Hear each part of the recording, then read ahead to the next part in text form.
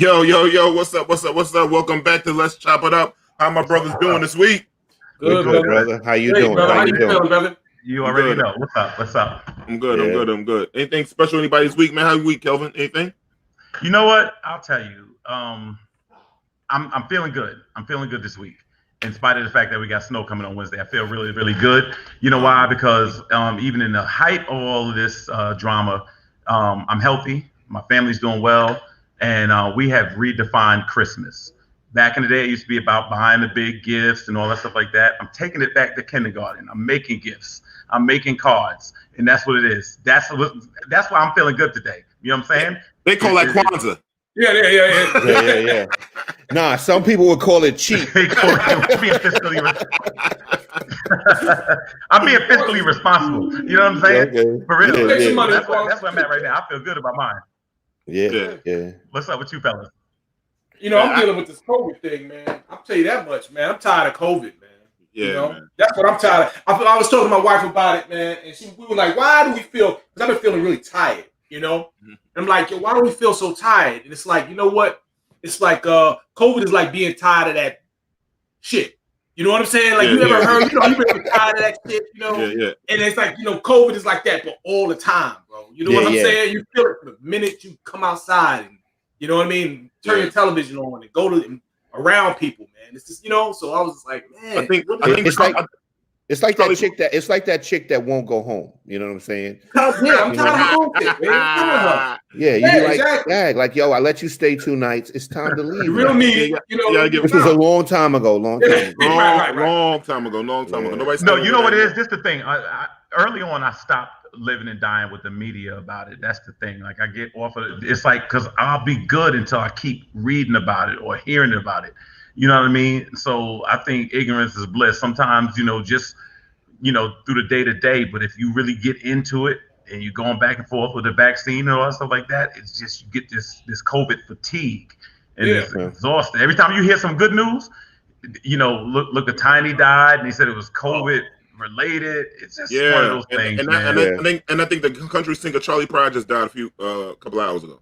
All right, you know what bothers me? You know what really bothers me? What bothers me is when somebody died and I thought was dead already. That's what's fascinating. I'm not. No disrespect. You got a point. Yeah, I got it. Come on. You know how you see like the award shows and they be like, we're gonna do a memorial. And you be like, yo, they just died. Did it make you feel bad? Because you didn't know that, man. Yeah, that's what I'm saying. You wasn't popping, but why do I feel bad? Rest in peace, Charlie Pride. Rest in peace. Rest in peace to Tiny too. Rest in peace to Tiny. Tiny's a good dude. He got the most out of one character that anybody could ever do. He wrote Debo out, man. He wrote Debo out. Whoever said you look like Ed Lover is true. It's not true. It's not true. Yo, you've heard that before, though. I've heard it before, yeah. Because when we first met, I thought you was Ed Lover. I just didn't want to ask. Yo, I got a good story hanging out with Ed Lover one night, too. That's funny. Ed Lover was a good dude. He's a good dude. Don't you know, D? He knows everybody. Yo, it was a night. It was me, Ed Lover, Luke Skywalker in Florida.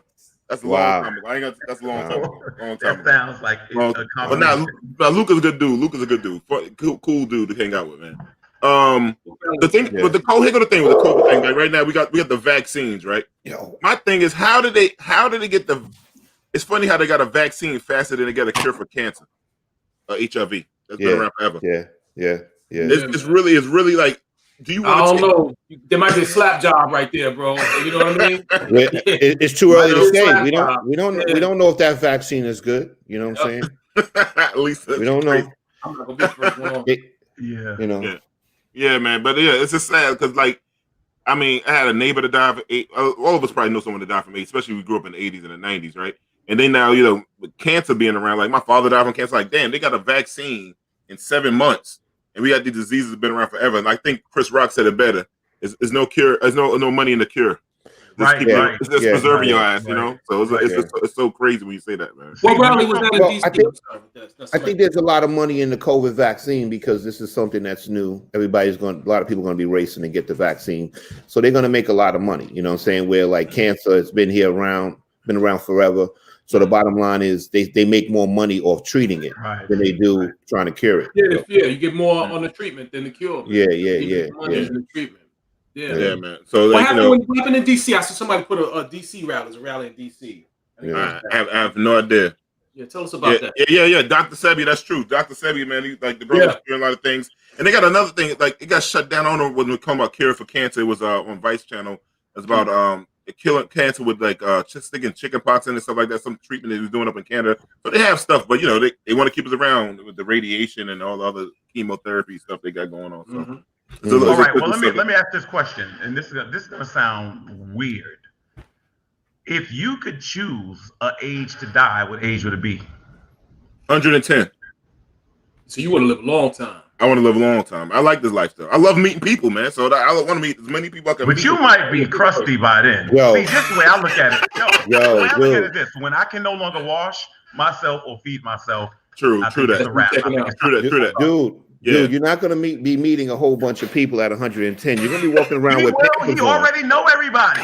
Nah, but he's gonna have Pampers on and be stinking up the spot. You know what I'm saying? Either that, they're gonna put you in some bubble wrap, brother. Yeah. At 110, they trying to get you to 111. Bro, I really love meeting people, bro. I go to the airport early just to meet people, bro. I love meeting people, man. I love having conversation with everybody. This is my thing, Kelvin. Like, not the age. This is where I really could, when I would want to die. If I could meet everyone in the world and have one conversation with them, then I could die the next day. Wow. That's how much I love meeting people. That's deep. That's deep. Because I think everyone has to talk to Flavor Flav. I met so y'all think I'm lying? I don't think you're lying. I know you're not lying. Oh man, Flavor Flav used to have this purple motorcycle, man, back in '94, man. And I used to work in a bridge in town. He used to come through there all the time, just chopping it up, man. Flavor Flav was the funniest dude, man. Funny dude. Funny dude. Hilarious. Yeah. He was like that in real life, too, bro. Anytime you saw him, he was really like that, man. People don't understand. Flavor Flav plays 14 different instruments. He's a musical I didn't know that. Yeah, Flav could play guitar, piano, drums. Flavor's a genius. Yeah, because usually if your time is not taken up with modeling or something, you have time to pick up other hobbies. Don't email me. Email me. He started. Oh man, don't get on me. Nah. These words are coming out of Rodney's mouth. No, I didn't say it. Lisa said DB knowing random people all over. All right, check this out. Really quickly. Who named the 3 most famous people you ever met in your life? D, narrow it down, D, not the 300. This is hard. This is hard. 3 most famous people I've ever met in my life. I've been to Louis Farrakhan's house. I've been up with Louis Farrakhan. I've been in his house. That's big. Chicken with him. Oh man, this is hard, man. Somebody else take one. Somebody go. I met a lot of famous people in my time, bro. Like a lot. You know what I mean? Just because of the work that I did. I put me in touch. But I was just say the one famous person that I remember that I really kind of stand over a little bit, like I was a fan of, was when I met Harry Belafonte.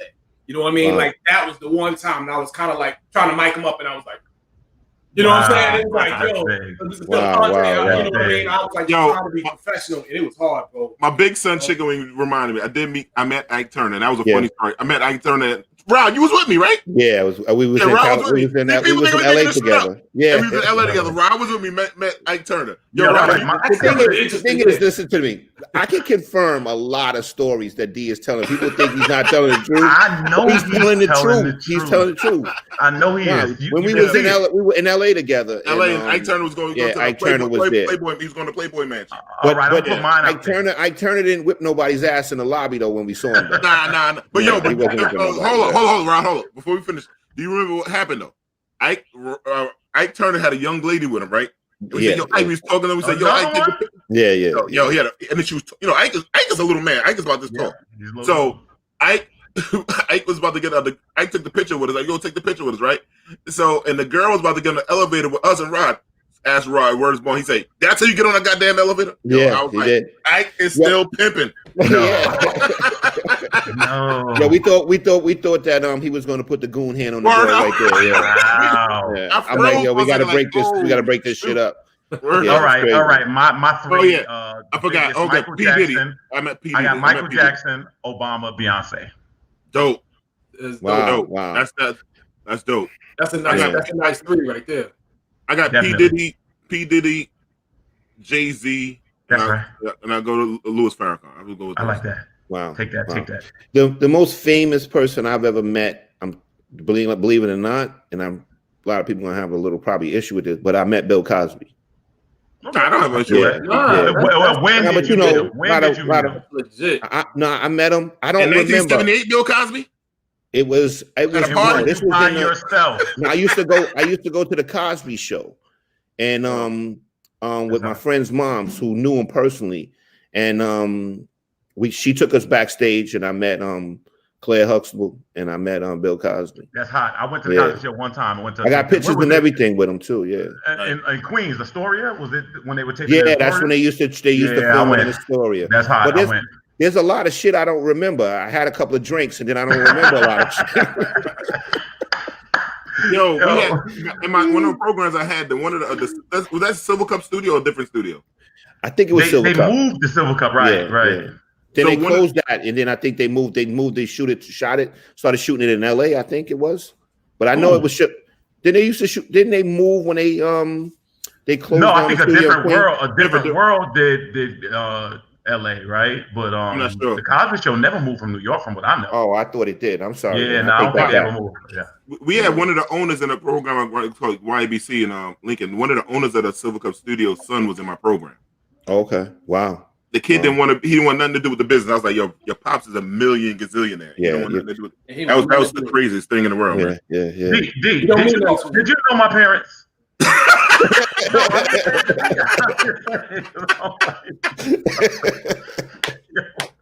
Oh my God. Shit. That's funny, man. Guys, I gotta ask you guys a question. I just recently went to get something to eat for my daughter. Mm-hmm. Did you know McDonald's brought back the McRib? Yes, I heard about it this week. I never had it in my life. I never had a McRib either. People love it. It sells out every time. Wow. I don't know if that's all fat and some stuff on it. I bet you my big son likes to eat that shit.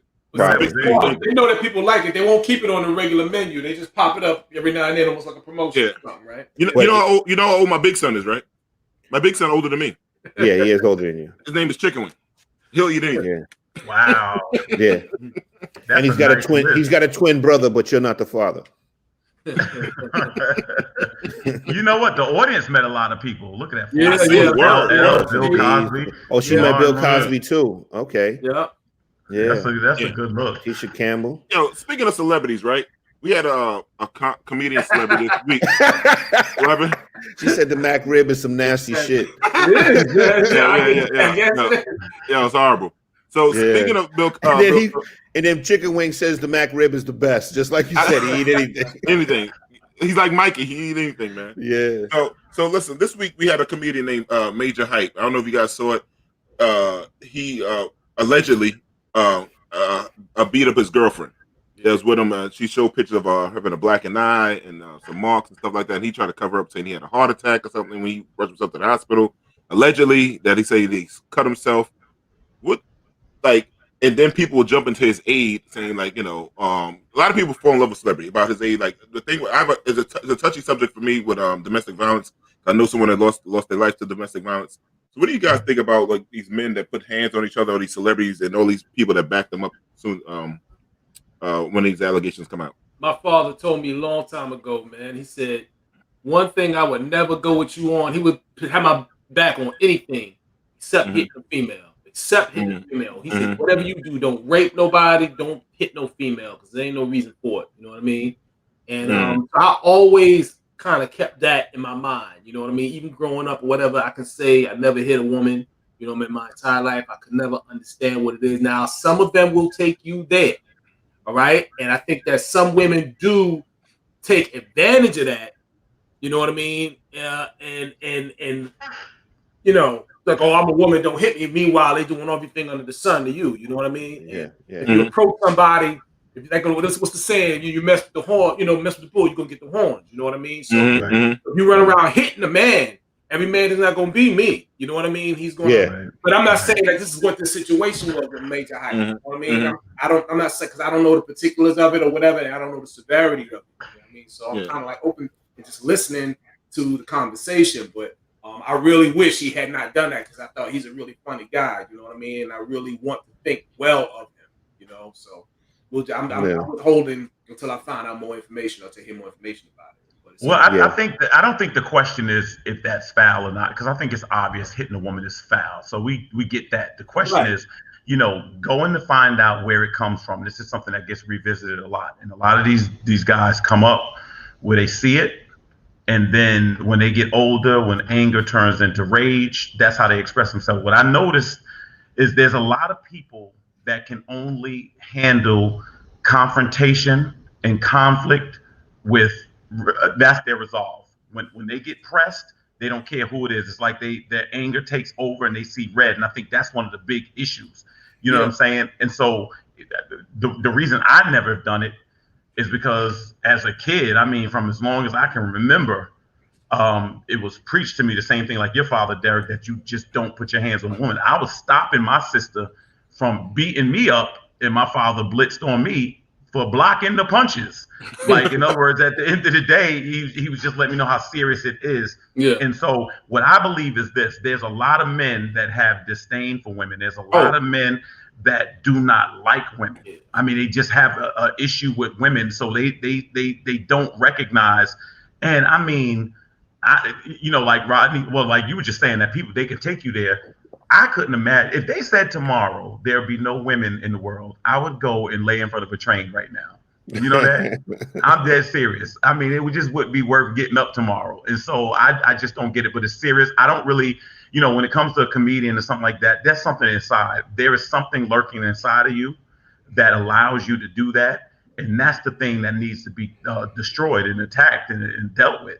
Well, yeah, I mean, that's part of being a comedian, too. You know what I mean? The best comedians have a little dark place that they're willing to touch on and bring out every now and then. And that's what we find funny about them sometimes. You know what I mean? Mm-hmm. And I think what happens, maybe the thought is, listen, don't you know, maybe we need to start taking some of these comedians a little bit more serious. Like, you know what I mean? Like somebody, it takes something to get up and share your pain with a whole bunch of people. You know what I mean? And kind of busting out the seams. So maybe you might want to pay attention to maybe some of the things you say around that person. But I'm not saying that, I'm not blaming any blame on her at all. You don't touch a woman. You don't hit a woman, bro, especially not your lady, man. You don't do that. There's no coming back from that.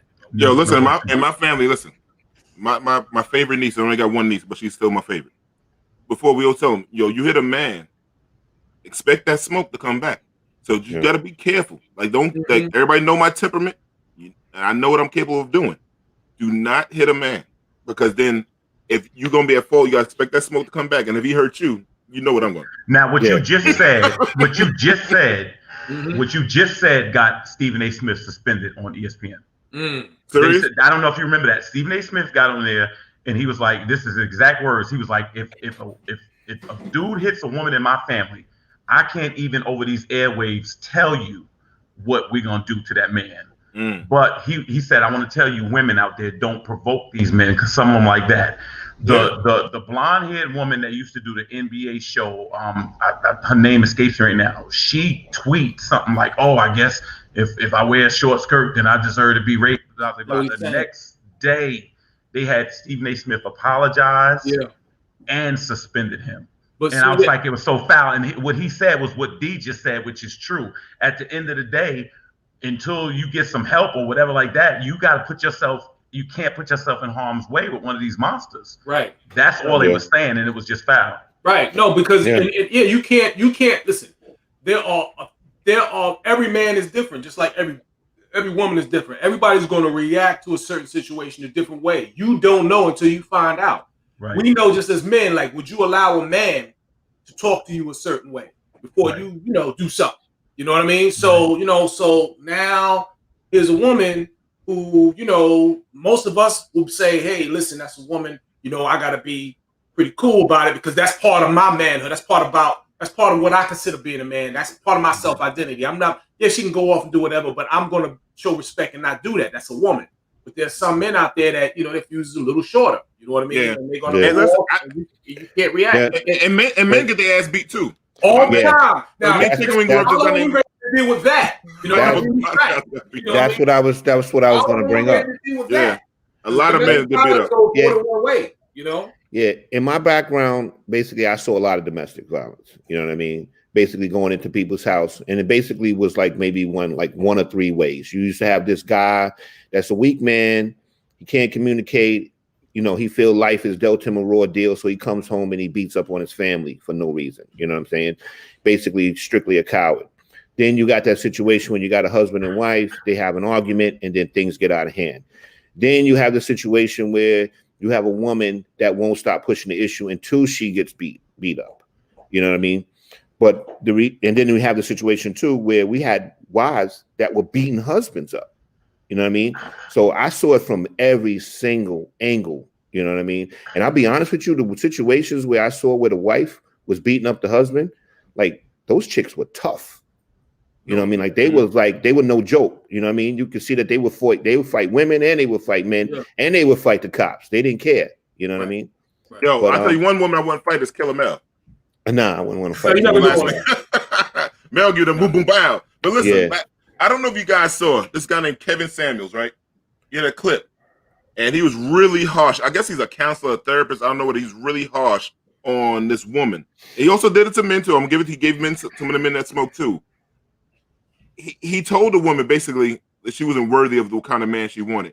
Just to catch people up, producer Jamie, can you please play the video so we can catch people up on the conversation we're about to have? I really just wanted some advice. I love your. I'm giving you advice, but you're not taking it. The advice is, ma'am, you're average looking at best. I'm taking it in, but okay, but you're not accepting the fact that average looking women, average looking woman who's older, average looking older woman with a 13-year-old son. Average looking woman with a 13-year-old son with a sketchy baby daddy. This gets worse every time I say something. And now you're asking for a man who's in the top 10% of men. You don't qualify for one. And you're making, I don't want to have to go there. But when you put in all these other factors, why can't you just get a man that's an average guy? sometimes I feel like in order to fully submit, I have to feel like he's in. Well, then you're gonna die alone. How about that? Let me just cut to the chase, ma'am. You can feel like what you want to, but women like you die alone, straight up, because you think you're better than the men that you qualify for. And the only reason, honestly, ma'am, that I can see a woman like yourself really thinking you deserve more is because you earn more money than most people around you in North Carolina. But if your ass worked at the post office, you would not think so highly of your opportunities. And that's the reality. Men don't care about your money. Not the kind of men that you want. We don't care about your money. It ain't ours. We care about the fact that you are older and you got kids. And you're average. Whoa. It's so many layers to this. First of all, why is dude in the dark with a candle? I don't understand talking with a candle. I don't know. He's like creating a romantic atmosphere for himself, right? He just goes off, bro. Yeah, he's juicy. Yo, I'll be honest with you though. I think people, despite how terrible he is and how he's attacking this woman's self-esteem, people gonna still tune in and watch that shit. They like that shit. Yeah. Yeah. That's how they need it. That's how they need to hear it. People like trauma, but people saying Chicken Wing said that he kept it a buck. I mean, it's always someone out there for someone. Like, the way he said it was just so harsh, like saying she's average at best. I mean, come on, bro. I mean, he doesn't know this woman personally, correct? Mm-hmm. No, I don't think so. I don't think so. Yeah, she's just somebody that called in. Yeah, I think he's based out of Atlanta, and she called in from North Carolina. And he does this to men. He does it to men and women. He called a man, told a man he's fat with a little penis and all kind of stuff like that. And he's from Atlanta. He's in Atlanta, right? All right. So okay, let's chop this up. Let's chop it up. Go ahead, Kelvin. This is the reality. First of all, looks are all subjective. all subjective. There are millionaires married to people that look, I mean, like before and way before. Secondly, this goes back to what I said about not liking women. To me, that's not just harsh. That's just that was just foul on a different level. First of all, I thought the woman was attractive. I didn't think she was unattractive. And he's saying, you're average at best and things like that. First of all, whenever you make those statements, you got to be very, very conscious. You better be Denzel or Boris Kojo behind the mic talking about something you look average at best and all stuff like that, because people are going to turn that same, lens on you. I thought it was foul. I thought it was disrespectful. And I don't agree with it. I don't. First of all, now that looked like the low self-esteem network. That's what it looked like. Because, for somebody to anybody listening to him. Right. That's what I'm saying. For somebody to tell you you're going to die alone and all that stuff like that, that's absolutely absurd. That's ridiculous. You know what I mean? Because if somebody loves you, they love you for different reasons. Because let me tell you something. I don't care who you are. I don't care how fine you are. One day, the figure 8 going to be a figure O. One day, the Coke bottle going to be a mayonnaise jar. That's just what it is. So if your whole thing is predicated on how you look, that's going to change. That's the bottom line. And take it from me. I used to be a sex symbol when I was 26 years old. You know what I'm saying? But, it didn't last. So that's what it is. And now you're just an international man of culture, right? You already know. What kind of man was she asking for? She was asking for a man of 6 figures, like $100,000, like, in certain states. She was asking for a man that's just based on finances. She wasn't asking for somebody that cares about her, so that loves her, wants to spend time with her. She was her qualification was based on money, right? That's a good point. Yeah, because I think the backstory, she has her own business. I think she has like a pet grooming business or something like that. And she makes 6 figures in North Carolina. And then, and so I think she wanted somebody to match. Maybe she's in a little town like Greenville, North Carolina, something like that, where an average salary is like $35,000. So So the thing is, maybe she needs to move and go somewhere where a lot of people making 6 figures. If it's all about money for her, you know what I mean? You know what? I'll be honest with you. First of all, I think we didn't have the full context. We don't know that if it's all about money for her. Now, she echoed. I'm just going by what D had just said. Right. No, that's what she said in the conversation. But you remember when we had D's niece on, she said the same thing. I don't mind that. You know why? Because it is your standard. For years, there are certain people that accept anything. So now I agree with you, Rodney, that you don't want to love somebody based on what they make, based on their salary. I absolutely agree with that. But what I'm saying is that's not love. That's not love. I agree. Yeah. But my mother years ago, I told my mother back in the day, I was like, money doesn't buy happiness, and she was like, neither does poverty. And you know what? I realized something at the end of the day. Someone being able to hold their own at least is very, very important. Now I come from the old school. Yeah. Go ahead, Derek. I heard. See, this is the thing, and I gotta go through this with my wife a lot too. I think what we may be doing is we may be just kind of putting our own standard on this, because really, they told us what the standard was in the clip if we paid attention. Apparently, she wanted what he considered, or maybe her considered, the top 10% of men. Now, I don't know what that is. I don't know what he was talking about pay scale. Okay. So if that's what we're talking about, then the thing is this: is she around where she's around men that are in the top 10% financially in which she lives? I don't know the backstory. I'm sure it's relative to where she lives. Me personally, I'm against women shopping for men just for their salaries. You know what I mean? That's not to me. That's not trying to be in a relationship. But Rod, do we do that with the way women look? Do we? No. I mean, I don't do that. If I'm attracted to the woman, I'm attracted to the woman. You know what I mean? But you know what I'm saying? Like, at the end of the day, if somebody said, Rodney, when you were looking for your wife, it was important that I want to ask this question. That's important to you, though. Remember, we just said looks are subjective. It's subjective. But what I'm asking you is this: the woman that you are in love with right now, is it important at all that other people find her attractive too? No, I don't live like that. I don't tell you the truth. Never. I never lived like that. No, I mean, of course, when I was younger. I mean, I'm a grown man now. I mean, Dia tell you, I really don't care what people think. Like, I've always learned that those type of decisions made based on what other people think will kill you at the end of the day. Yeah. You know what I mean? So the thing is, I look at what works for me, what works for my family, what works for my kids, what works for my wife.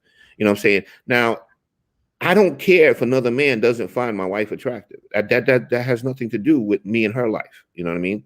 It doesn't play any role at all. You know, Okay. it's not even a thing. It's not even a qualification. But now that's being married with a family and stuff like that. When you first started dating her and you brought her around, did it stroke your ego that everybody thought she was fine? Well, I mean, when I brought her around my family didn't tell me like she's fine. You know what I mean? They said she's nice. You know what I'm saying? They look at her character more so than her looks. You know what I mean? But the comments are going off today, man. The comments yeah. All right, so just to be clear, I think that finances shouldn't be the first thing you look for if you're looking for a relationship. If you're thinking about finances first, then basically you're looking for somebody that basically can take care of you, buy you stuff, and that to me that's not the stable relationship. You know, Derek, so if he loses his job, then basically the relationship is over. If devil's advocate, okay, so finances is not important, but if you ask around, the number one thing that breaks up a relationship, breaks up a marriage, and assuming that marriage is the ultimate dream of any relationship. You might not go into the relationship thinking marriage, but if you wind up married, that's like, that's it. That's the dream, right? The number one thing that breaks up marriages is finances. You know what I'm saying? It's a big thing in divorce. So I can understand. Maybe can we understand if it's maybe somewhat of an indicator? But Derek, those times where marriages are broken up as a result of finances is a result of misspending, people overspending, people not saving money, and then they get themselves into debt, and that destroys a marriage. But to be able to basically be able to say, well, I only want somebody that makes a certain amount of money, because me personally, if you make $40,000, $60,000, $70,000 and you a good chick and you're going to hold me down and me and you hit it off and it works, I don't care about that $40,000. Right. You know what I'm saying? Because the thing is, I could get a chick that makes six figures and she treats me like garbage. A man could marry a McDonald's worker. You know what I mean? That's I've seen that. We need a guest. We need some funny in here. We got to lighten this a little bit because dude took us down. Let's lighten this up a little bit. Nah, listen, I'm in love with a stripper, so right. So she could come in with no, whatever. Strippers make good money. That's not the issue. That's true. But but a lot of people saying that the lady has low self-esteem, like because he said some other stuff to her before. If you guys saw before, she said that she rated herself as a 5. He said you're a 5 without makeup. He said with makeup, she said I'm a 6. So she does have low self-esteem. So I'm just reading some of the comments, and I think Monique is right. If you bring home somebody ugly, your family gonna let you know. Yeah. They're gonna let you know. They're gonna let you know. Yeah. They're saying that she's not too fine on the eye. Also, people lying about finances breaks up marriages. Also, finances. If you bring home somebody ugly, as soon as they leave, your family will say it. Then they'll say, "Whoa, yeah, she was busted." Women are attracted to things other than looks. So I see some nice looking women with ugly dudes. Yeah.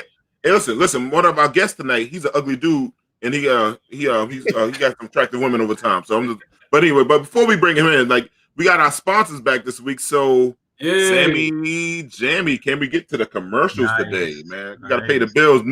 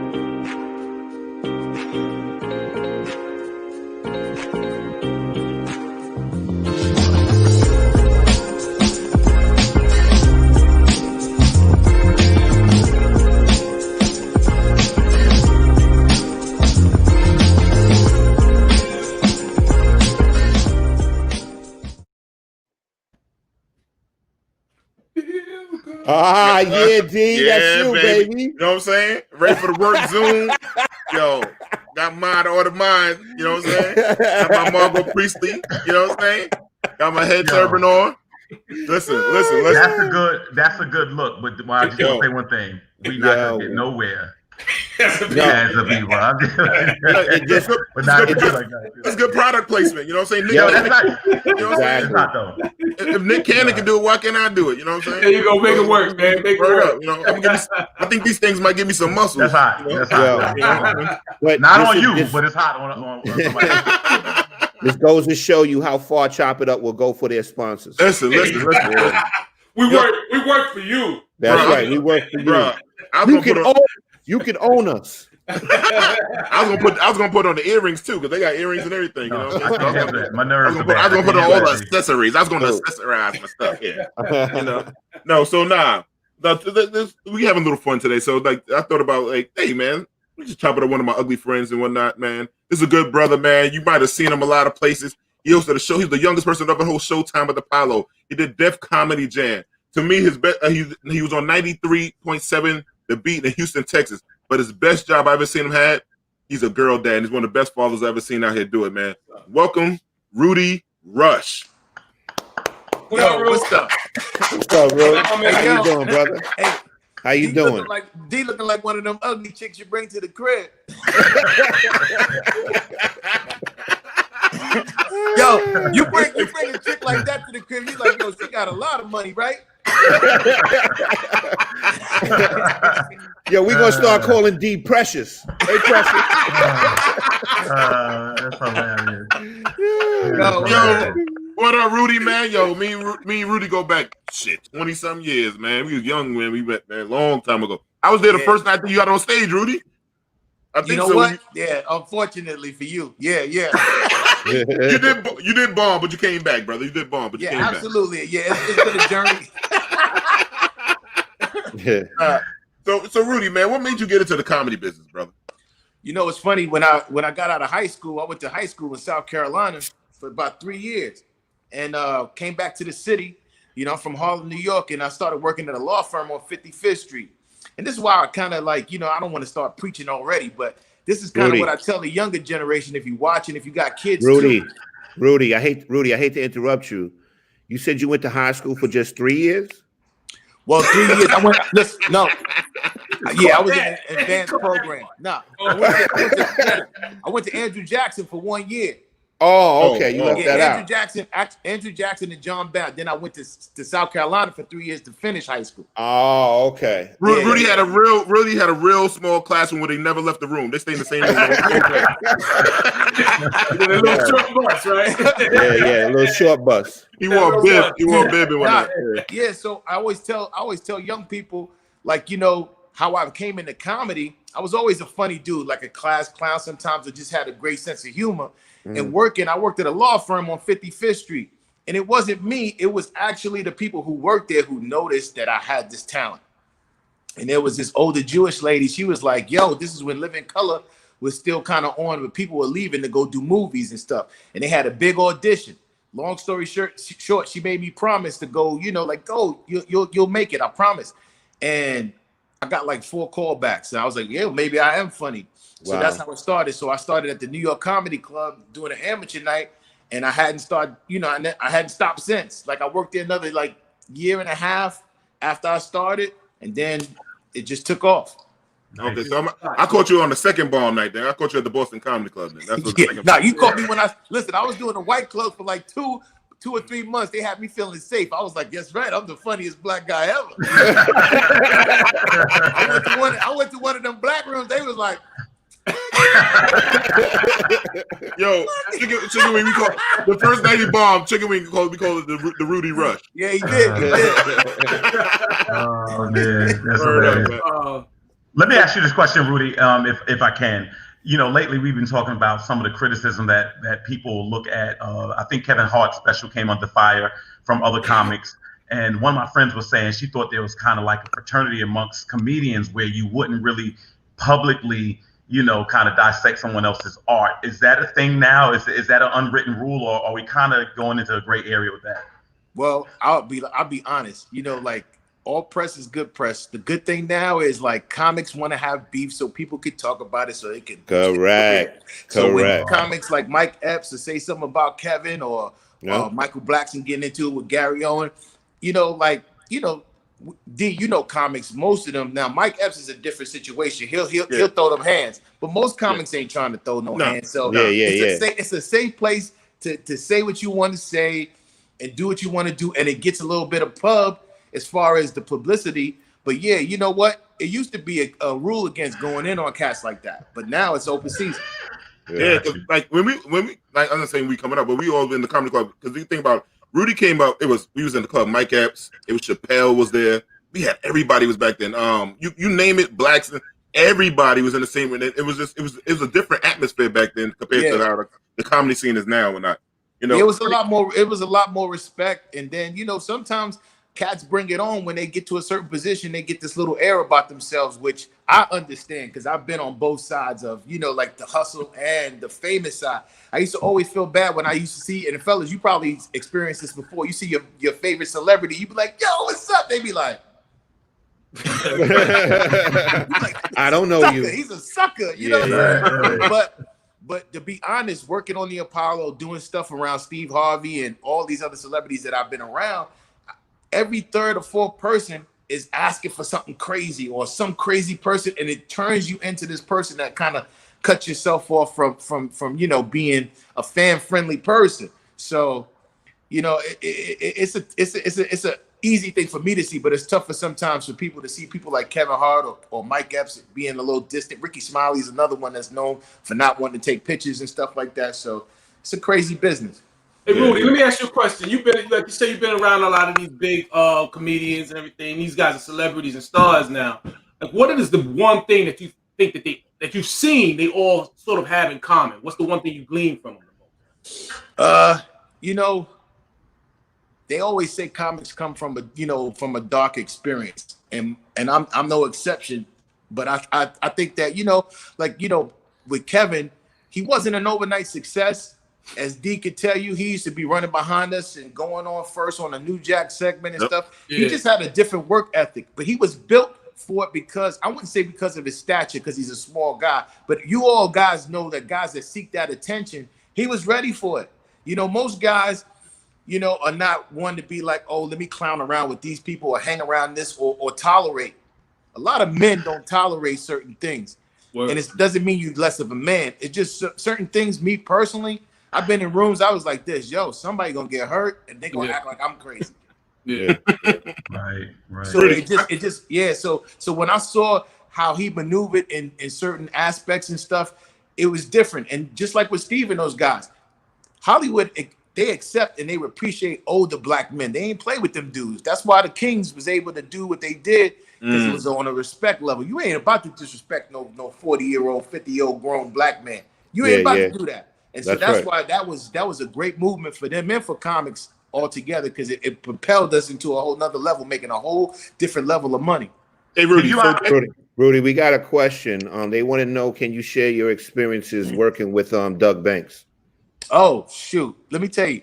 It was actually, I worked on that show for 8.5 years, and it might have been one of the more difficult, comfortable. It was like the most family situation I've probably been on.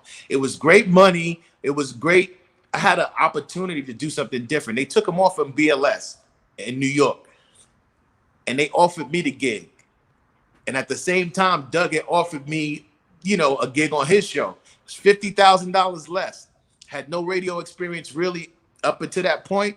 I was like, let me go work with a legend. Let me figure out how to do it, because I'll get on in New York, and I'm from New York. So it's a little harder to win where you from sometimes. People be like, nigga, that was funnier than that nigga on the block.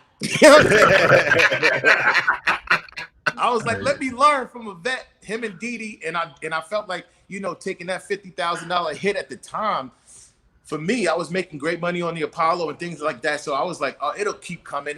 And it did. It fed me well, because my career actually did pretty good even after leaving this show. So, but working with Doug was fun, because like I said, I learned so much, and it was fun, and I got to go all over the world and all over the place. So it was actually really cool. And even though I got let go of his show after my 8.5 years there, you know, people have grudges and stuff, but just to show you how things come full circle, I hosted his funeral. His wife called me. She was like, I can't think of anybody, because we became friends after I left the show. So it just shows that, you know, sometimes things are for you. You gotta move around. And me leaving the show, I was a little tight at first, but at the same time, I was like, it made me a better comedian, a better radio guy. So, you know, don't ever look at things like it's a total bad thing. Sometimes you gotta leave. And the thing is, you took a lot of experience with you, right? I did. And you know what's so funny was it was like the Karate Kid, that wax on, wax off shit. I went to a new job. I was like, oh, this what he meant. Okay. Yeah. And people was like, how you do that? I was like, I watched this dude do it. I used to make fun of him.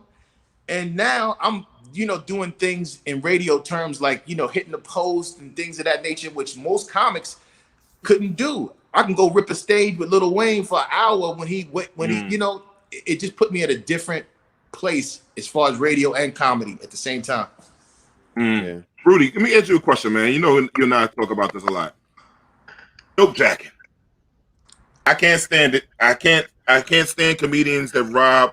People don't understand. Can you explain what jokejacking is and how it comes about, and with younger comedians to older comedians, how that all plays out, man? Yeah, there's a lot of jokejacking going on.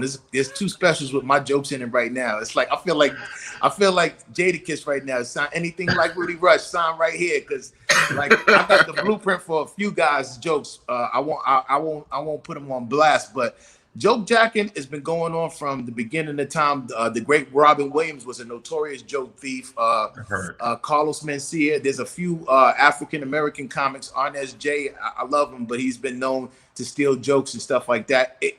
Sometimes it's flattering. Sometimes it's like, you know, you patting yourself behind a person so much you don't even know you're doing it. There's some blatant guys who do it out there, but yeah, it used to be met with some aggression, like Ricky Harris and Martin Lawrence back in the day. Freeze Love had to smash out on SJ. It used to be real physical. Now, you know, everybody got Twitter fingers. Everybody know everybody in the hood now. These famous people got gang affiliation. You be like, put the shoes on you, man. Damn, Joe. Yeah, it's still jokes now. All you got to do is have a friend that's a crip. You be like, man. The mob. Yeah, man. So, Rudy. Yeah, so it's a lot. It's not as much. I mean, if it is going on now, it's not step 2 at all as much as it was in the past. It was the Wild Wild West back in the day. Yeah. Rudy, do you think that comedy's changing a lot with all these internet comedians with all these skits and stuff like that? Absolutely. It's a good thing. Sometimes it's a bad thing. You get the good and the bad with everything. Just like with Def Jam, it brought a whole flurry, like a plethora of different comics that you would never see before. So I'm sure the comics that was eating at that time, like, God damn, this BT comic view is Def. You know, they were mad that the young comics was coming in. Now, I do feel like these internet comics, they have something really good, but they have to sustain it. And some of them are, and some of them are not. They're messing up because they get these big budgets. These schools or these places are like, oh man, this dude's got 50,000 followers. His skits are funny. They bring him to a show and they give him 20 grand. And he don't know how to tell a joke. Correct. But there are some who's smart who get on stage and try to follow or learn how to host and get some other comics, take that 20 grand, chop it down to 7. And divvy it out and have some longevity. So I commend those guys because I work with a few of them in Houston and tried to give a platform to those guys while I was there. So I commend them. But yeah, there's a give and take. You know, things got to evolve all the time. Rudy, let me ask you a question. What are your 3 favorite comedy specials of all time? Not comedians necessarily, but your 3 favorite comedy specials. Yeah, I was talking about that today. A lot of people call Dave Chappelle a GOAT. And maybe because I work with him and I know him, it's almost like those guys you think hate on Jordan because they played with him. Right. You can't discount Eddie Murphy. That Raw was ridiculous. Sick. Yeah. It was ridiculous, and what he did in his career and all that stuff. It was just paramount. Even Richard Pryor, he had good specials, but that Raw made you everything from every black comic. When you got your special, you tried to put on some leather. Yeah. Go check it. Martin Lawrence, you know right. Mike Epps, Kevin Hart, me, everybody done put on some leather. Dudes was wearing leather drawers back then. Yo, Eddie Murphy, and because one of my people was like, yo, but he stopped doing. He don't do comedy. He didn't have to. No. So that's one of my favorite specials. I actually, you know what? Dave Chappelle, the first of the last two specials he did, like one of the Sticks and Stones, I thought that was really good. It was clever. It was real funny. So I kind of put that up there. And then, be honest with you, Wanda Sykes had put it down one time. Like one time, Wanda Sykes, I was like, and I'm a comic, so you have to excuse, like, it wasn't a critically acclaimed, but as a comic, it was just punchy, punch. She was real. And for a woman comic to go out there and do that, because they always so they always running against the grain because they don't get as much props. I thought Wanda Sykes was dope, so I put her in my top 5 of all time. Nice. But yeah, that raw, Delirious was corny, but we were so amped off of Eddie Murphy. Delirious is dope too. Rudy, you know the most critical, and to me is the corniest dude that always like criticize other comedians? Faison, the fat dude. Yeah, well, he's a hate on everything. Like, I mean, like, dude, you're not funny. What's your favorite Faison joke? Him playing Big Worm. That's not a joke. Exactly. That's a character. I don't consider, and I'm not gonna sit up here and say I don't consider Faison a comic. He's a comic. He's a comic that's very opinionated. Like, I would rather him be like Ari Spears got a big opinion too. Ari Spears. He be stepping out of line too. But but he's funny. Yeah. I give him that. You know what I'm saying? At least he back it up. I've never seen Faison funny to the point where, yo, I gotta go see Faison. I didn't know he did stand up. There you go, and that's just fact. I never did. Now, there's one thing I always want to ask a comic, and this, I'm so impressed with comedians for this regard. I've gone to comedy shows and seen the comic out front, and I realize it's their job. They're just in their headspace or whatever, and then when that light comes on, and it's just you guys hit another gear. I think it's impressive. Anybody can be funny at moments, but you are paid to be funny and have to do it on cue. But I always wondered, how you guys do the transitions between jokes? Like you just mentioned, when I think about Delirious, I think about 6 bits. And I mean, at one point, I'm looking at Eddie's transition. He's like, oh, man, it's hot in here. If anybody hears the ice cream truck go by, let me know, get me something. He goes right into it. How do you guys, is there something, you guys don't have a prompter or anything, you're on stage. How do you keep these stories and mesh them together? That's what always impresses me. Well, yeah, a lot of us have a routine, but then there's certain triggers in the audience that things will happen. A joke will be so hot that it comes in a lot hotter than you even anticipated, which all comics want their jokes to come in a certain way. But if your third joke it sounds like it's your last joke, like the funniest joke you ever told, then it starts to bleed into something else. And you have the transitions in your mind, and you see a couple in there, you like, all right, when I finish this joke, I'm gonna ask, oh boy, how long they been together, or things of that nature. So everybody has a different way of chopping it up. But yeah, there is a plan in your mind. But most great comics got the first 2 or 3 jokes in their mind already, and after that, it's whatever. Rudy, have you ever had a heckler that ever got the best of you?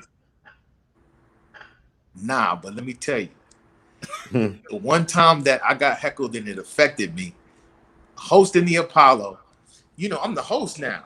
I never got heckled as the warm-up guy for 3 years. I'm the host now. Nobody heckled me. One time I heard like, yo, you corny as shit. You terrible. I'm like, who the fuck? I look up in the booth, yo, on everything. I look up in the booth. It's my cousin. Wow. Yo, no more tickets, no more free tickets for him, right? Yo, family reunion is over. Yeah. Fellas, it was my big cousin too. First cousin, he's 7 years older than me. So I looked up to him and all that shit. And this nigga was like, yo, fuck you, terrible. I was like, I was already going through stuff because I just became a host, so it was like a nervousness. I was just like, I was shocked. And then afterwards, he was like, yo, I was trying to make you better. You know what I'm saying? I was like, yeah. Thanks, fam. Thanks a lot, fam. Right? It took years. It took years for him to come around. And to let y'all know how life is. You know how life is. It took years for him to come around. He was like, I'm sorry about that. I was jealous, or I was hating, or whatever, because he was trying to play it off like he was helping me. Yeah. So that's the only time that I ever had a moment where it was just ridiculous. Yeah, that was the worst. I missed this night you hanging out with Chicken. It was was a comedian didn't know you was a comedian. Because a lot of young cats don't respect us older gentlemen. And can you tell us a little bit about how that transpired? What you tried to teach a moment for that young person? What was that? I think y'all was in Harlem. Y'all was hanging out, and the comedian came at you because you came with your glasses on. He was like trying to crack jokes on you. Yeah. So, fellas, we was at this little comedy lounge in Harlem, and that's where I'm from. So I'm sitting in the audience. Me and Chicken Wing, we just chilling. My man Chicken Wing, and he starts roasting me. So I'm giving him the love. I'm like, he got me. He got me because he didn't know who I was. But he kept going. Then I said, yo, listen. I got up and finished his set, roasted him. Everybody was like, oh shit. I did like 15, 20 minutes. I said, that's how you do a fucking set. Wow. And I crushed. Yeah. I gave him a chance though. I was like, yo, I'll let you hit me as much. But he started getting disrespectful. He's like, get glasses, bald headed ass nigga. I was like, nigga. Yeah. Wow. It is crucial. Yo, Rudy. Sorry, Rob. I always wanted to ask you this. I mean, when you get a new joke, how do you test it? You test it amongst friends, or you test it actually on stage? Nah, I test it on the haters. I test it on, I test it on, like, if I'm dating the chick at the time and she don't like, fellas, this is one thing, like, y'all keep it real on this show. It is if you got a chick that's at least 75% supportive, you lucky. Yeah. Because so sometimes I'll do it on my mom and them. I'll be like, hey, what about this? And when they don't like it, I'm like, I'm gonna use that. Yeah. But let me tell you the one lesson I got in comedy, Chris Rock. I don't know if you was there that night, but Chris Rock came to this club we used to go to called the Boston. And let me tell you, everybody right now. I was there every night. Yo, this is before he blew up. That Bigger and Blacker. Remember that Big and Blacker? Yep. Yo, he was floating. He was like, all right, he could be cool. He ain't really killed Saturday Night Live. He off there now. He came in there and he bombed terribly. Mm-hmm. I mean, Cass was in the back, nigga washed up, blah, blah, blah, blah, blah. And he just was, and like months later, that Big and Blacker came out. Every joke he told that night, that bomb, was on the special. Yep. Wow. He was just working it out. And that's what gave me, you get these little nuggets sometimes. It gave me I lost the fear of going up there and bombing with a joke. If I know it's funny, I'm a funny guy. I wrote it to be funny. Maybe I'm performing it wrong. Or maybe the cadence, or maybe the timing is off. And that's what he was showing us. Right. And if you wasn't smart enough to see that, then you ain't half the cats that was on that night that was clowning them ain't doing nothing right now. Facts. And we seen them all come through there. Everybody came through the Boston for $5. $5. That was a good. That was the best deal in the city. I remember that. Best deal in the city. We absolutely. And you could be sitting next to Prince or anybody. Anybody was in there. Word. Everybody was in the Boston. It only held like 70 people. I didn't know Prodigy from Mobb Deep was smaller than Kevin Hart. Yeah, he's short. They're both short. They're both short. Yeah. Yo, we was at the top of the stairs. I told my boy Talon, who was running the club, I was like, yo, my man down there like a wild little Mobb Deep nigga. He's like, that is Mobb. Oh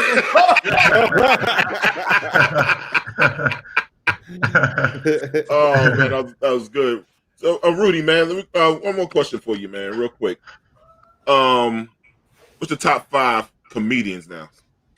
Top 5 comedians out right now. Bill Burr is definitely my dude. I like Bill Burr. Chappelle's up there. Also like, Corey Holcomb's always funny to me because Corey talks. Oh, Corey's the one. He talks for all of us. That's my dude. I like Corey Holcomb. Also like, let's see, who else is out there right now that's funny? Damn. Mike Epps in a room with 350 people was magical. That dude is hilarious. I'm not a big fan of him at arenas and big settings, but a intimate setting, I think him and Tracy Morgan are the best intimate setting comics. So I'll round it out with them dudes. I give that. Mike Epps to me, like you said, when we used to go to the smaller clubs and Mike was there, all of us there every night. I think Mike is better in smaller rooms. He would say something that he ain't planning on saying, but oh it'd my be the funniest thing. Funniest thing in the world. But you want somebody wrote real quick, but another one said, what inspires you to tell jokes? How you get your inspiration? You know what? At first it was growing up with my brothers and sisters and not having this and that, and now, you know, the funny thing is when I was telling jokes since I was 19, but I'm over 40 now. I'm 47, and my perspective is different. So what inspires me now is my kids, or I look back and I realize how bougie I am. You know what I'm saying? I be asking people like, yo, people invite me to their crib. I'll be like, yo, what's your water pressure like? Let me ask Rudy one last question. Let me ask this, because I know a lot of people always question this. Do you consider a person that uses writers versus not writers? Is there a difference? I mean, do you prefer to use it? Does it matter? No, I think having writers, I really think that you have an advantage. If someone can write for you and you can really take it, like, you know, the people used to say Paul Mooney wrote for Richard Pryor. Some of those hilarious jokes, if he wrote those, but most of the time for me, if it's organic. So I'm a storyteller to a degree. Everything I talk about is coming from true experience. So I don't have a problem with it. Even like with rapping, like some of the hottest songs for singers was written by somebody else. Yeah. You know what I'm saying? Yeah. Some people are not performers. They're just artists in a different way. So I don't find nothing wrong with it at all. Yo, Rudy, man. Now listen, wait a minute. If the nigga's writing my jokes for this nigga, like, yo, you writing my shit for him. Hey, Rudy, me, you, and Chicken, we gotta get together and write some stuff, man. We gotta take this paper, man. We gotta get this paper. Me, you, Chicken Wing, and Rod, you can finance it and promote. We can put together a show. You know, you got some guys with money. You got Kelvin, you got Rod. You know, these guys got some money in there, man. So, get us a tour going. After COVID. Yeah, two more questions, Rudy. How's COVID messed up the comedy thing for you, man? Oh, you know what? It's some good and bad. The good part is like it cut the field down a little bit. If you wasn't a real guy, a real chick doing comedy, you probably back to earth. You know, there were so many places popped up that you could do comedy in. Now you got to be a real comic and go to a real comedy space where they got social, distancing. There's no little spots opening. So now you got the real rugged, the real comics going places. You don't have a comedy night in every city, 10 different shows with some guy who decides he's a comic. That's the good part. The bad part is, it's very difficult because some comics who are real true comics, when the COVID hit, they was booked 6 months in advance. I know they spent that money in February. We all done been there. Oh yeah, I'm getting 20 in September. Let me take this 10 real quick. And that put a lot of comics in a bad position. If you see some of your favorite comics on the road early, that's probably a thing. They got these big houses in California or wherever, taking care of families. So it kind of put some comics in a bad position.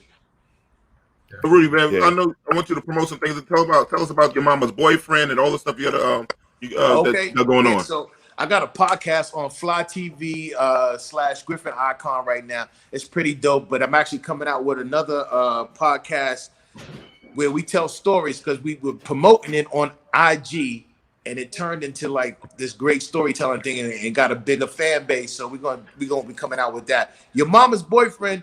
We on the second season right now, and it's everything that you either been through as a kid or you went through dating chicks who got kids. It's a funny little like one-on. It's a minute and a half, but it's a nice little sketch thing that goes into the whole interior of this dude. He's a savage. He's a nice guy, but he eating the kids' food, drinking the Capri Sun, using the bathroom and calling them in there. The dude is ratchet. Also, just working on some projects right now that I'm gonna be out in California, and then working on getting back on the radio. There's some great projects that may be coming up with some big names, myself being one included in that. So I'm really looking forward to that if that's a possibility. But yeah, just seeing what the next situation is gonna be like. So if y'all can't follow me at Rudy Rush, and it's always something going on. On Instagram, give us your Twitter, Instagram, Facebook, all that. Yeah, everything right? At Rudy Rush. And then, like I said, I got the girls for Christmas, fellas who do child support. You know how it is. I ain't getting Hey, I ain't got to pay this month. Yeah.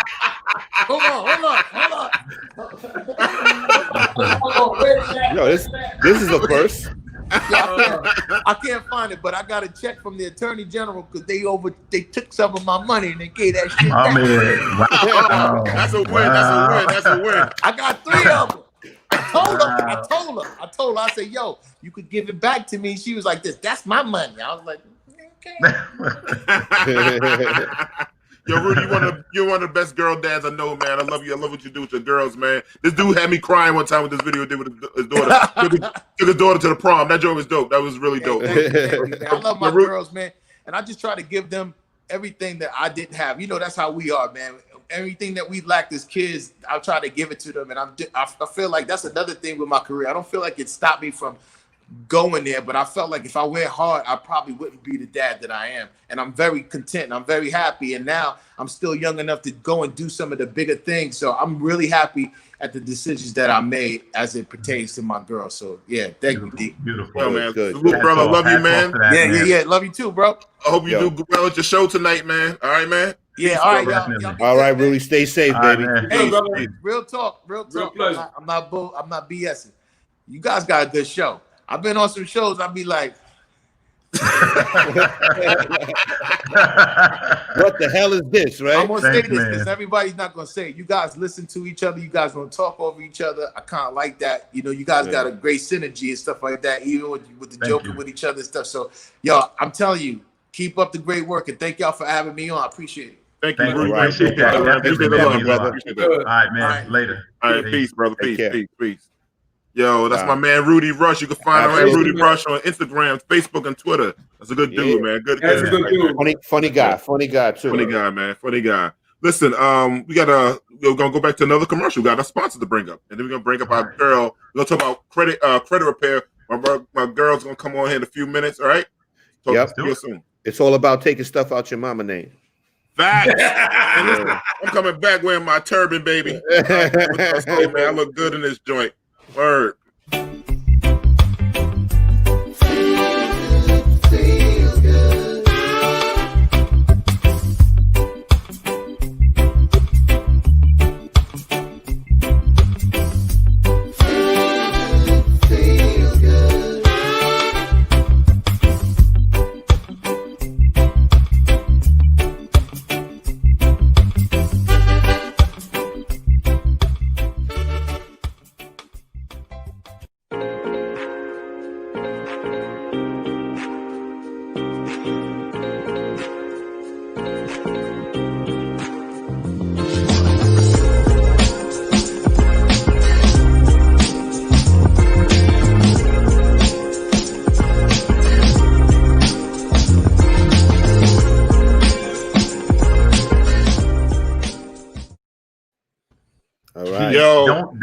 Those headbands look great. When you put it on, it changes. I'm just telling you that right now.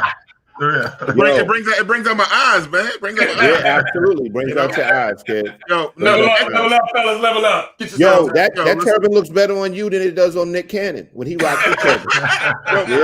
These are all crafted, handmade turbans, man. Absolutely. No lie, I'm not gonna lie. Yo, the ball on the front makes you look cute, kid. You know what I'm saying? Look, it looked like I'm going to tell Gene to give you 3 wishes. D, I'm going to protect you from yourself. So wait a minute. Somebody said Demonda is back. Cut it out. Demonda. Yeah, that's funny. That's funny. Demonda. Wow. But these joints are actually very soft, man. I think she's running a sale right now, I think, on the website, I believe so. So nice. Come check it out. Margot Priestley on Instagram and Margot Priestley. I think margotpriestley.com. So anyway, listen, tis the season's coming up, actually, and we know our people, you know how we do as Black people. We just throw it in the bag. We start charging these credit cards up. We start buying stuff to make us feel good because we start buying cars and stuff we don't need. We buy all our wants and not take care of our needs. So we're gonna have a young lady on here today to talk about credit repair. My girl, my family. My girl, Callie Cohen. Sorry. For Callie. What up, sis? What up? How you doing? How you doing today? I'm doing good. I'm doing great. Good to see you. Good to see you. Good to see you. Good to see you. Listen, so our people, like I was just saying, like we have a lot of people out here. We start charging up these credit cards and stuff like that, and then we wonder when we try to go purchase a home or something that we really need instead of what we want, we have issues. So can you tell us, like, how can people be aware, like, to understand, educate? Can you educate people on what should they do with their credit and how important it is to have credit over cash and stuff like that? Sometimes. Well, the first thing, Damon, is one of the things you said about the holidays. The holidays, we usually get hit, especially in our community. We get hit in November. We go out for Thanksgiving. We go out and we buy this big old meal that we typically spend on 2 weeks worth of groceries, right? So we go out, we buy that big meal. And then the next day is Black Friday. We got to catch all the big sales because, we got to do it up big. And in reality, rich people, they move in silence. They don't buy all the glitz and glam that we do, but we move to where we have to be seen. So Black Friday tends to be a big day for us. And so we tend to spend December's bill money in November, and then we start playing catch up in January, February, and March. And so the problem is, if we look back and use COVID as an example, COVID hit us in March. That was right after that holiday season. And so you got a lot of people that got laid off, lost their jobs, didn't have any cash. And credit was important because if you didn't have no job and you had good credit, you can go in and you could still survive. Or if you had a savings, if you knew how to budget, if you had, a nest egg. But most people got caught with their pants around their ankles, right? Yeah. So when we talk about credit is important. One of the things that I say is that money is key, but credit holds conversations. And that's the thing that we tend to not understand. We don't understand what type of conversations we should be having and what our money can in fact do for us. And so when you talk about credit, it's the difference in going and buying a $20,000 car and paying $25,000 for it and paying $40,000 for it because your credit is jacked. Yeah. Right? Because they take advantage of you when your credit is poor. They hit you with a higher interest rate. Most definitely. Yeah. Most definitely. And when you talk about, especially within communities of color, the education system has failed us in so many different ways, but it definitely has failed us in the educational system because they didn't teach us about credit. There's so many things that they didn't teach us about. Exactly. They didn't teach us about credit. So we don't understand credit. We don't understand how to manage money because most of us didn't have money. Yeah, yeah. And if, I'm sorry, D. I know somebody that has a brand new Honda Accord and they're paying like $950 a month for it because their credit was bad, got a high interest rate. But like you said, credit is important. It's going to get you that better deal, or it's going to get you that deal, period. Yes, and listen, if they paying $950 for a Honda Accord, they should have 2 bins parked in their driveway. Yeah. And that's let me ask you, how do we understand? Right? How do we take a more pragmatic approach to this? Because I think you hit on something I always think about as far as learning about credit. Oftentimes, I think we become reactive. We don't know how credit works until we get in credit trouble, until we get in debt. So if you're speaking to somebody right now who's probably 16, 17, 18, 19, where they're about to go and maybe start exploring their first credit card or something, is there a certain age you should get your first credit card? What should be your first line of credit? Speak on that a little bit. Well, you really having a credit card at a young age is good. My daughter is on a couple of my accounts. Hopefully she's not listening now, but she's on she's on about 3 or 4 of my cards, including my American Express card. And the reason that I did that is because I wanted to begin establishing credit for her, establishing a credit history for her, so that when she goes to establish her own credit, she's a sophomore in college now, when she goes to establish her own credit, she'll have some type of credit history. So there's nothing wrong with establishing credit early. The problem is we have to know how to use credit.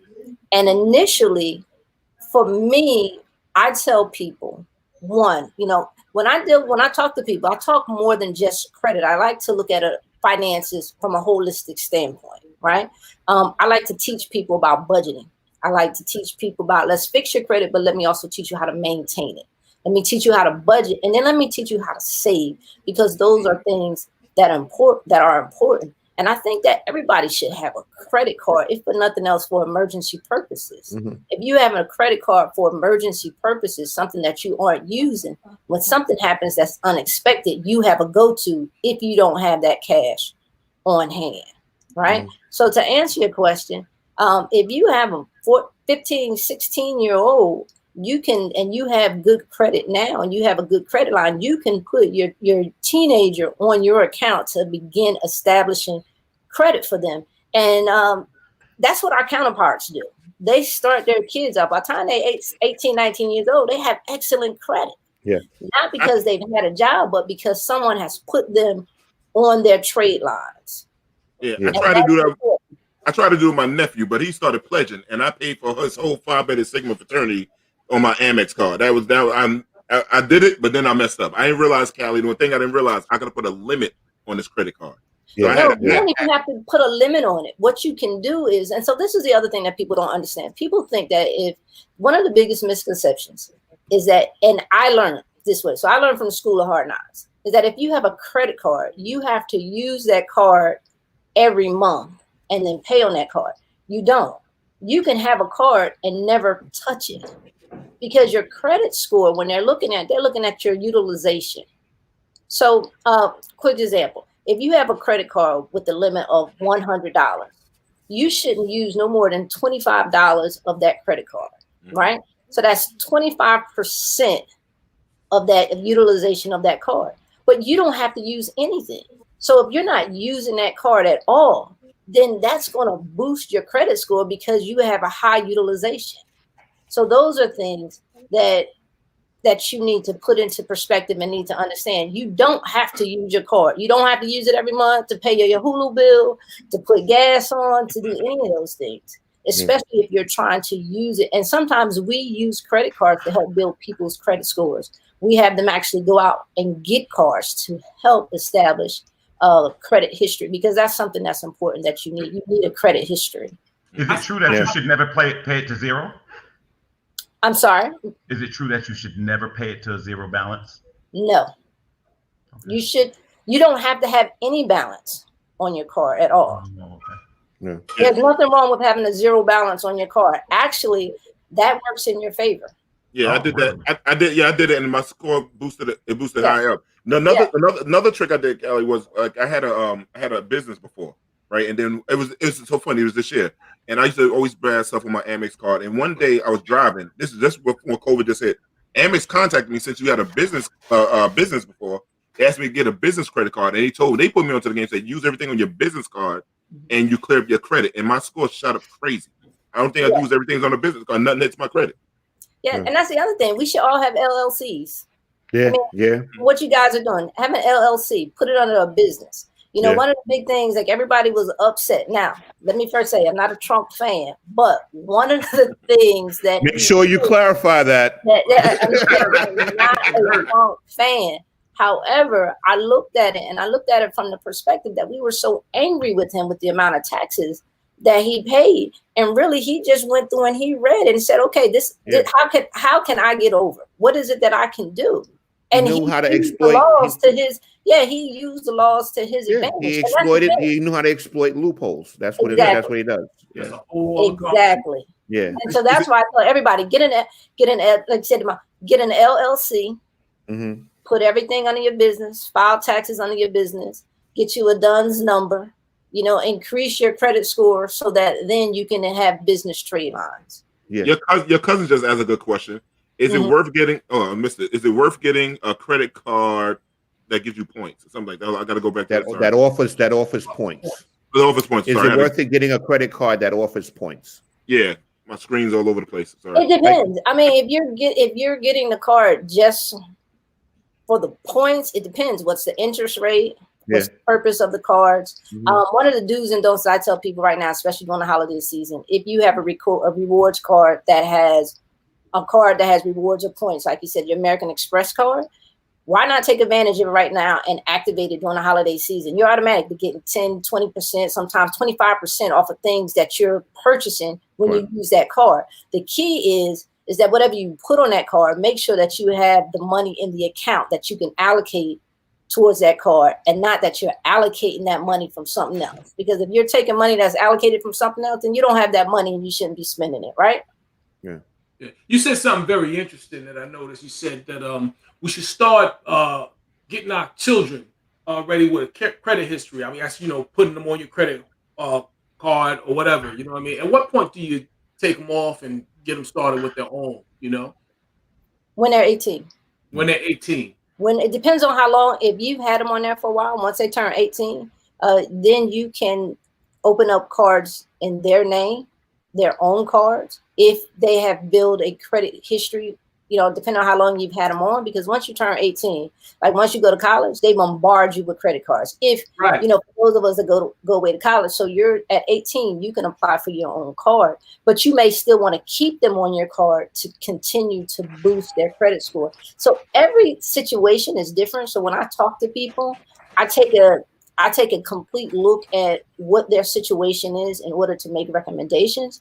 But if you have a child that you start at 16 years old, by the time they're 18, get them their own card. You may want to keep them on your card and just not give them the card. Mm. So, go ahead. Right, you about to say something, right? Yeah, I was going to just see if she could explain to the viewers about what is considered a good credit score. A good credit score by standard is 700, and a great credit score is 800, 850. Wow. So a lot of times we look at a good credit score as being 720 because that's the mark that before COVID, you could buy a house. If you had a 720 score, they can get you in a house at a high interest rate, but you could buy a house. And that was kind of like the scale that was used.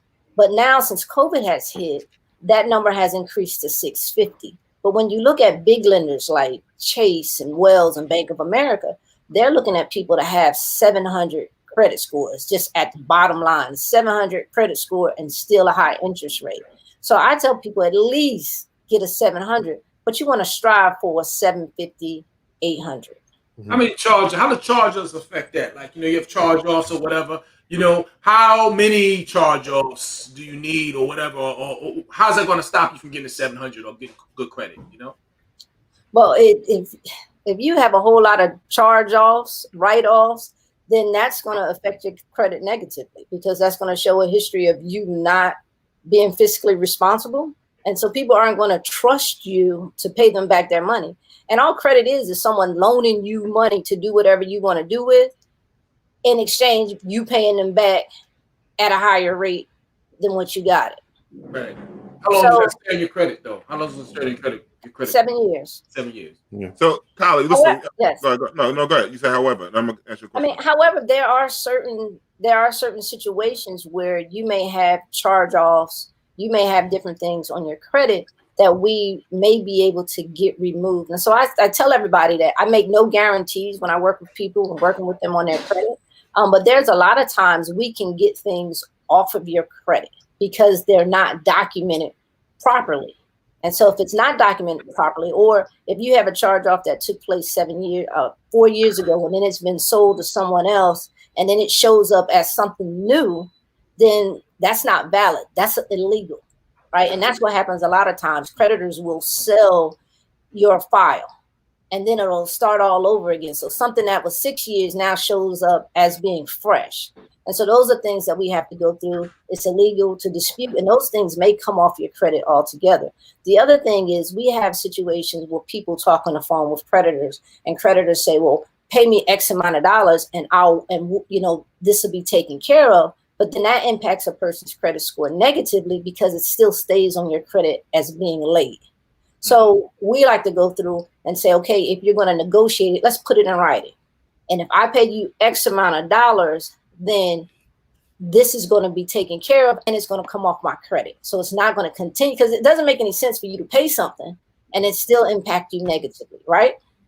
Yeah. Yeah. So go ahead, D. I'm sorry. The question was like, this is the Black and Latino. We got Black and Latino people in this on this podcast watching. You put stuff in your kids' names when they're young. We put the phone bill, Yeah. Gas bill, light bill. You know how we do as people. Yeah. Now, if I'm a young person, my daddy put the water bill in my name when I was 4. How can I clear that up since daddy never paid the water and we couldn't wash up? You contact somebody like me, and then we'll put something together and we go through and we prove that you weren't even old enough to have that bill. So it's different steps and it's different language that we use to go through, and we pretty much leverage the Fair Credit Reporting Act that was established. So we go through and we leverage that, and we use that against them to help you. So if you had that situation and you contact somebody like me and you let me go in and we look at all of that and we prove, there's a process and we go through and we prove that that's not you, and that comes off your credit report. Okay. Let me ask you a question. When you sit as a charge off or something like that, do you and it stays on you for 7, does that mean that you can reopen a line of credit with, let's say, a credit card or the same credit card company, or how does that work? So you're saying, for example, if you have, let's just say, Capital One. So if you have an account with Capital One and you haven't paid that bill and they charge it off, they write it off as uncollectible. So your question is, after 7 years, can I go open an account with Capital One again? Capital One, yeah. Possibly, possibly not. It depends on how you are in their system.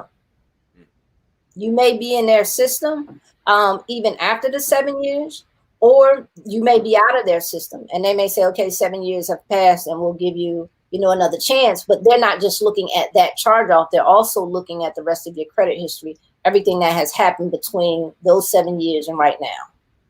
Yeah. One of the traps in our community. I'm sorry, Rod. No, I'm sorry. Go ahead. One of the traps in our community, and this used to happen early on with a lot of younger people, especially in Queens, New York. There are places that people see a car, and you'll have a sign out front that says all credit accepted, no credit, bad credit, whatever. And I think a person would go in there and they would run them through about 200 different banks. And all of those inquiries would be on their credit report, which is damaging. Is that something that you've had to sort out for people and that people need to be aware of? Or is that a big issue?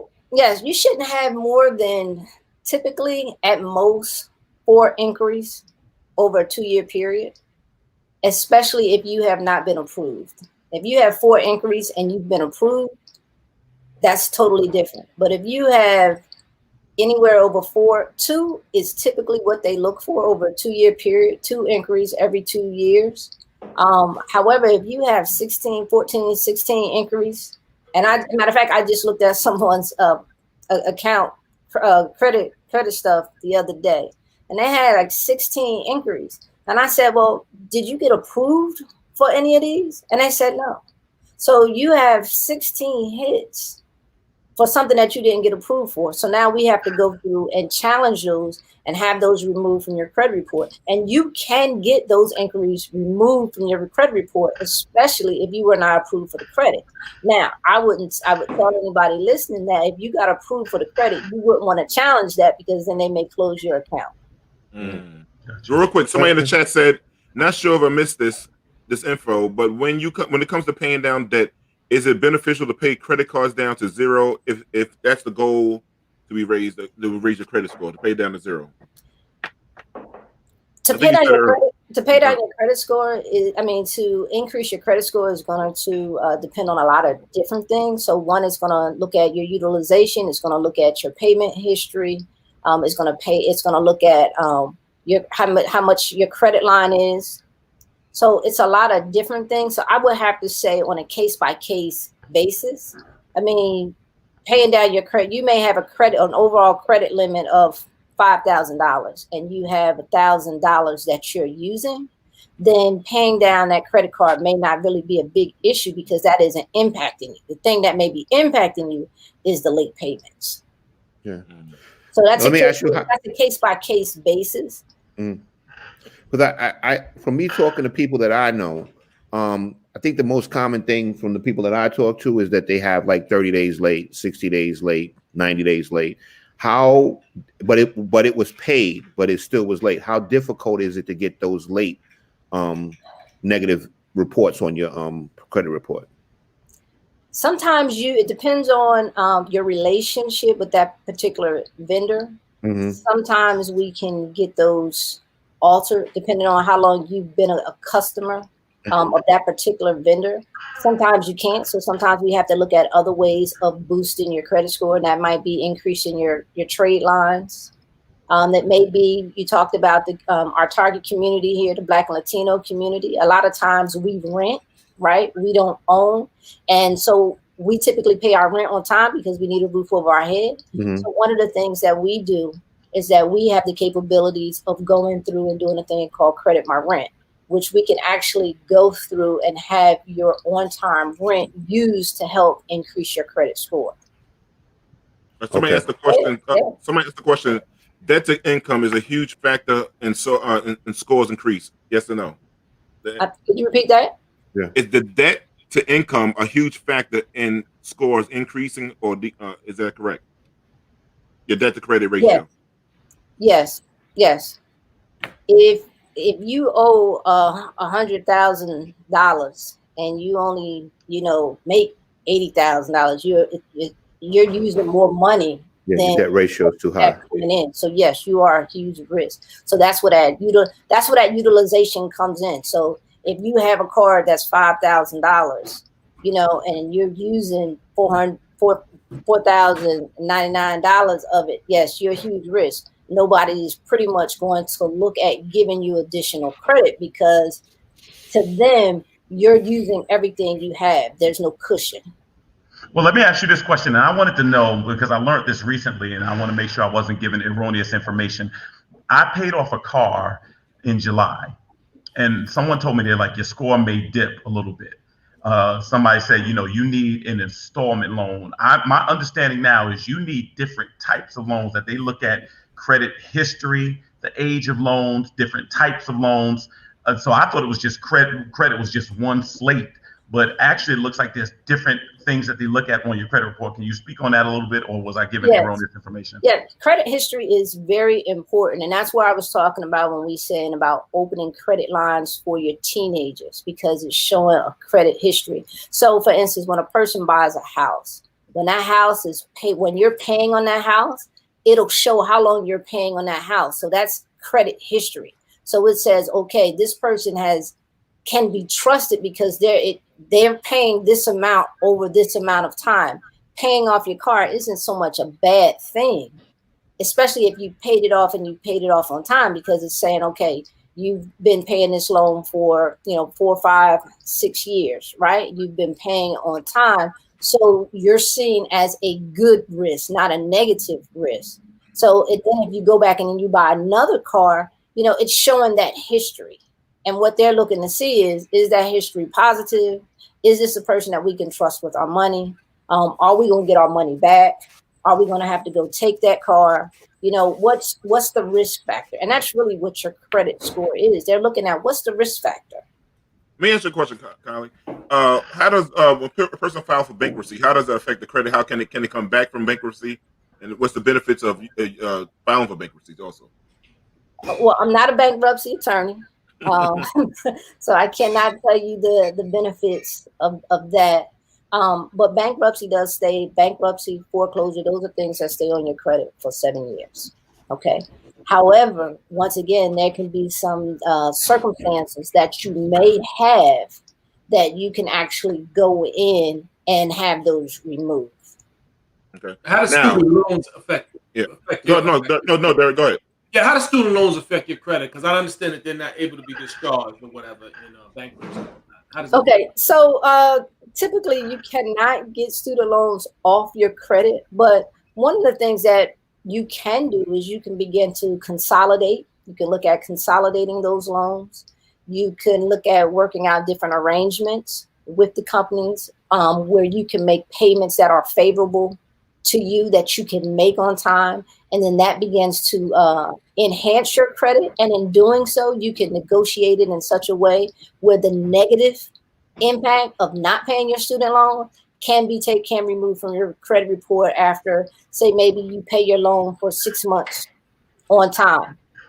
Then the agreement may be that company then removes the negative payments off of your credit report, which will then increase your credit score. So real quick, it was a question about Capital One. It's a long question. Got to go through it. Did anybody see it from Monique? I know it. I used a Capital One card, and then it posted. I paid it off. Okay, thank you, producer Jamie. Put it right there. That See, we got the best producer in the world. I had to look through the chats. Okay, sorry about that. Yes.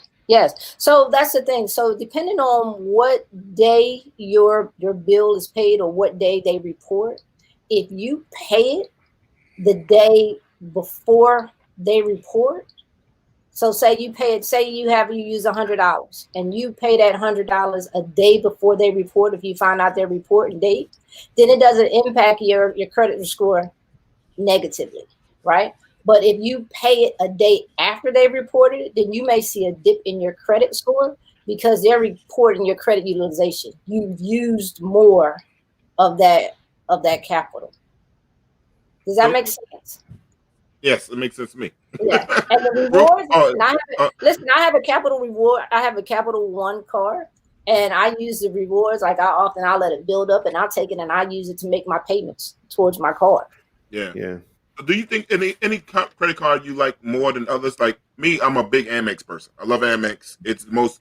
When I have anything charged, it feels like it's fraudulent. They handle it quick. I like Chase also, and Discover has no yearly fees. So those are my three favorite of all cards. You have any favorites? I like Amex. I like Amex personally for the same reason. One, it forces me to pay whatever I use that month back, right? So I tend not to spend what I don't have or what I don't want to spend. And so I'm the type of person, like, my wife used to say to me, I used to always say, well, I don't have any money.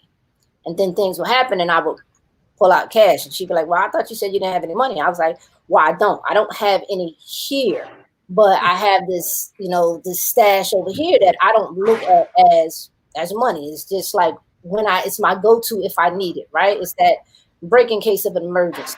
And so for me, I try not to spend what I don't have so that I don't have to go into that break into emergency. So Amex kind of keeps me on point. So I tend not to use it if I don't have it in that particular account. However, Capital One is also a very good card for people that are starting off because it gives you different rewards and they tend to work with you. So it's a card that I would recommend for people that are just starting off, especially for just starting. Yes, I strongly agree. They do give out credit. They give a lot of good programs too. Somebody just wrote. Oh shoot! Damn, these things popping up so fast. Hold on one second. Good information. Private loan will read as a positive mark on my credit score in a long time. Okay. So Amira, I hope I'm saying your name right. Hopefully the agreement that you did was not done over the telephone. It was something that was done in writing. And when it was negotiated, the terms that was negotiated indicate that this would come off of your credit report. If not, then you probably have paid it off and it may or may not impact your credit score because it was not properly negotiated. That's good. Well, this one thing I love with Let's Chop It Up. Well, we get the education going on. We have some fun and jokes. That's the point. This is what I love. This is like real barbershop talk for everybody to know. That's how the guys chop it up in the shop and stuff like that. Intellectual barbershop talk. I got into this just because I'm by nature. I believe in mentoring people and I believe in teaching people. And I began working with family to get my family's credit up, to put them in a position to be able to do things. And then so, I always tell people to stop giving away everything. And when you make people pay for it, they respect it more. And so being retired now, this is kind of it's my way of giving back, but it's also my way of making you value and teaching you, like I said, not just getting your credit right, but helping you to maintain it and helping you to understand it. Callie, I want to ask this question, not so much what you charge, but how do you charge? When people go to get someone to work on their credit, because you hear people say you could do it yourself, but if someone's going to pay, what are they paying for? Is it per deletion or attempt? How does that work? Okay, so the platform, I use a platform that charges by the month, and it's $89 a month. But to start people, we start with about $188 a month. And what that does is it gives you a portal, and in that portal, you get a lot of different things. So you get access to wills and trusts. So within our community, you know, a lot of times we don't write wills, right? And so this gives you the ability to write wills. It also gives you a platform on there where I can go on with you, and we can go through and create a budget. We can also create a debt repayment plan, where you can go in there and put your debt in there. We can go through and analyze what your debt is. And so it gives you access to see what's going on. It also does the credit monitoring, which a lot of times people charge additionally. It does the identity theft, which people charge additionally, which we don't. And then when we go through and initially do your credit, we take everything at once. We challenge everything. So we don't say you have 18 things on your report for each agency. And we do 18 different letters for each agency. We go in and we take everything within 48 hours. We provide you with everything that's needed to send to all 3 credit unions. And we challenge all of those things at once. Because sometimes, even though things are valid, if they're on there incorrectly, if they can't validate it, then it has to come off. So it's a part of the process is making them say to me, yes, this is your account. This is late.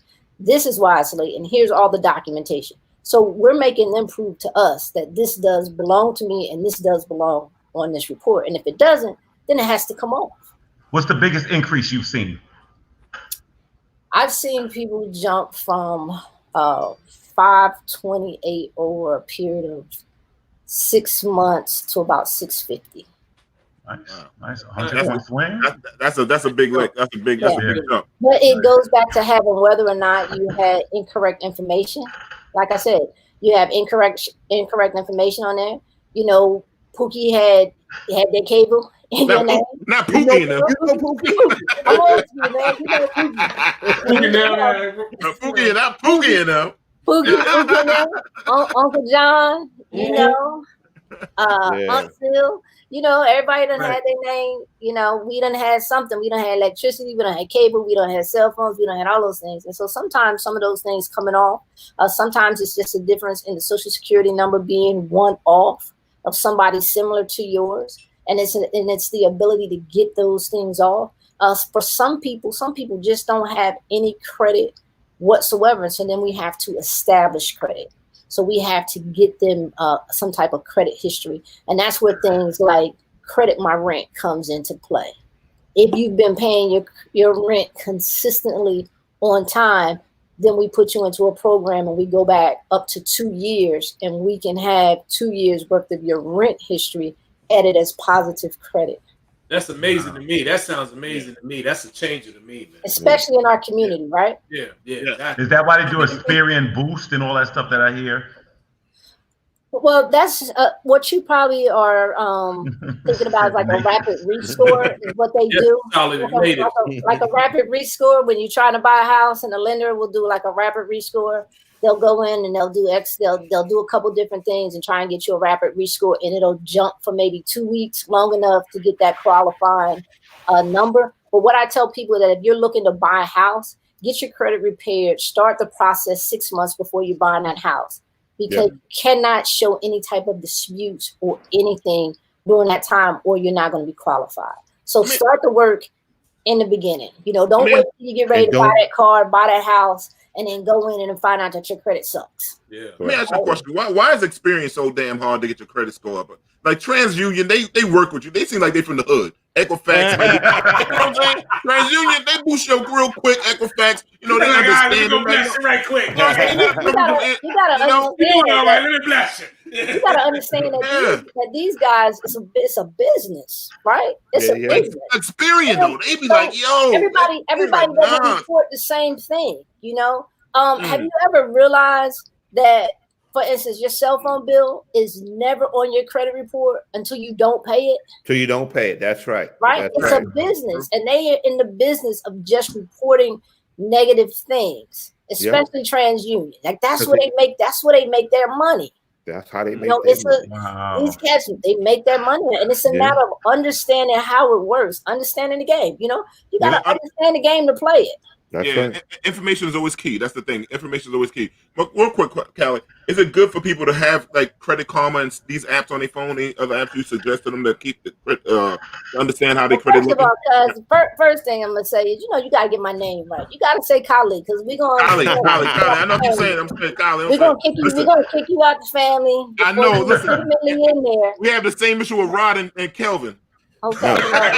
Yeah, that's right. That's right. All right. Okay. Kelvin. You mean Kelvin? He got a hard name to pronounce. I got a hard name? No, Kelvin got a hard name. Yeah, he thinks the L is silent. Yeah. I'm sorry, Kylie. Go ahead, sister.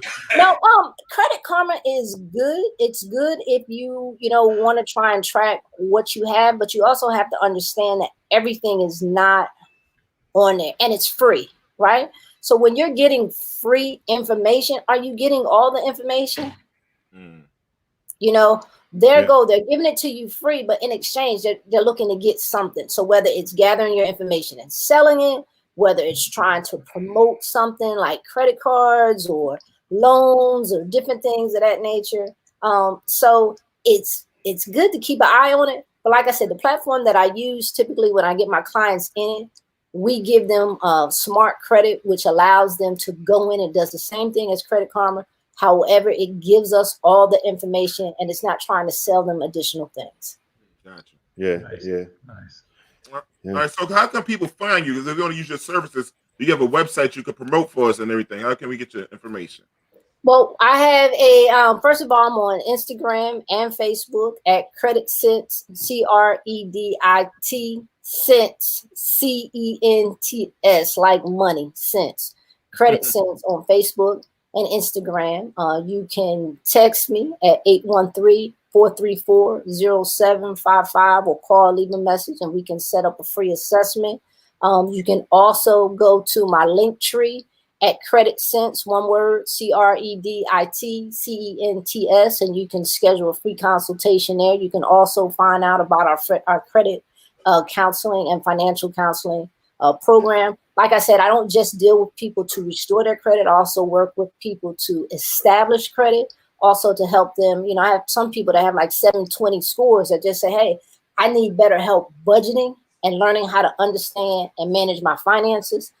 So I do that as well. Well, good. You gave me your phone number like Mike Jones. Told him to text you. I'm like, Mike Jones. Listen, it's a business line, so it's a business line. It goes straight to my email, my notifications. So. And look at that. That's how you write off that. Look at that LLC writing off them taxes for them taxes in business. That's right. Everybody should have. Everybody should have one. And you know, I work with a group of tax professionals and realtors and lenders. You know, we work together to try to get everybody qualified. And I definitely like to work with tax professionals that specialize in business tax, because when we go out to the H&R blocks and the Liberty taxes, we don't always get the qualifications or not the qualifications, but we don't always get the write-offs that we qualify for. So one last one. Somebody wants to know who's your favorite family member? I have a Don't answer that. I have a couple of them, but Pookie, gotta say Pookie. Everybody got a Pookie. But I will tell you what, I got this one family member that makes these masks since COVID hit that I love, you know, Miss Sally, and I will say that she's my favorite mask maker. If I wore turbans, I'd be all over, but my favorite mask maker. Yo, sister, listen, thank you so much for coming on, man. People, if you have bad credit or just trying to establish credit or trying to make your credit even better, and like you said, financial literacy, that's where we have to get the information. This is a good sister to get the information from. Please contact her. I love you to death, cuz, all right? Love you guys too. Thanks for having me on. And all right, take care, cuz. Anytime. Take care, cuz. All right. Have a good night. Yo, what's up? That was good. That was good, man. The information is the key. That was the whole thing for that was like knowing what to do, and don't get yourself jammed up, and watch out for Pookie in them. That's what I took. That's right. As Kelvin said, the natives. I'm gonna tell you something, right? I'm gonna tell you a little quick credit card story with me. I used to have Amex a long time ago when I was like, a kid. Let me tell you something. Don't not pay Amex. Oh, they don't play no games. They are, let me tell you something. They are thugged out. Amex will come and they'll cut your lights and your gas off. They don't care. They'll come for that VCR. They're gonna come get your VCR, your Betamax. They're gonna get everything.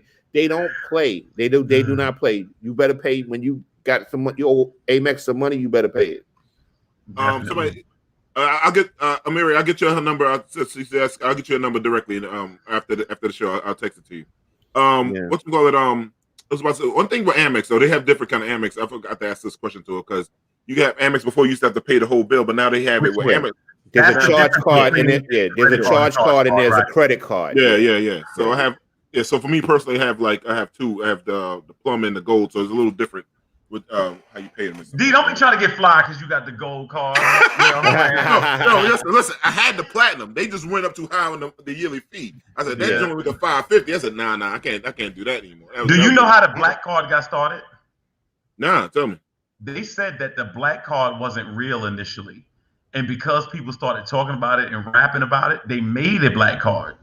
Wow. That's dead serious. They said it was not an actual card. You notice there's no history. You never saw a history of a black card with Amex. And they said because it became such legend, they actually just created the black card, which is like a $250,000 yearly limit or something crazy for. There's no limit. There's no limit. Like no, not limit. I'm talking about fee. I mean, like yeah. It is something like more than a amount of money. Yeah. Amex took a thing out of like liquor stores. They started making cards in different colors. Like we made Alizé in different colors, and in Hypnotic, and black people buy it. So they started doing gold, rose gold, green. Yeah. You know what I like about them? They support the consumer. They're on your side. Yeah. I've gone on vacation before, and me and my wife had a mishap before. My wife called Amex, and they get right on it. They don't play. They don't play no game. They'll give you if you lost some money somewhere, they'll give you the money back. They refund it. If you get scammed by a company and you ordered something and they didn't, they'll take care of it. They will take care I want to explain something that was just written on the screen. So Monique, let me tell you what happened. When you saw the movie Get Out, Derik House's Get In. They reversed it. That's all it is. So Casper is hidden somewhere right now. Where is the famous white man at?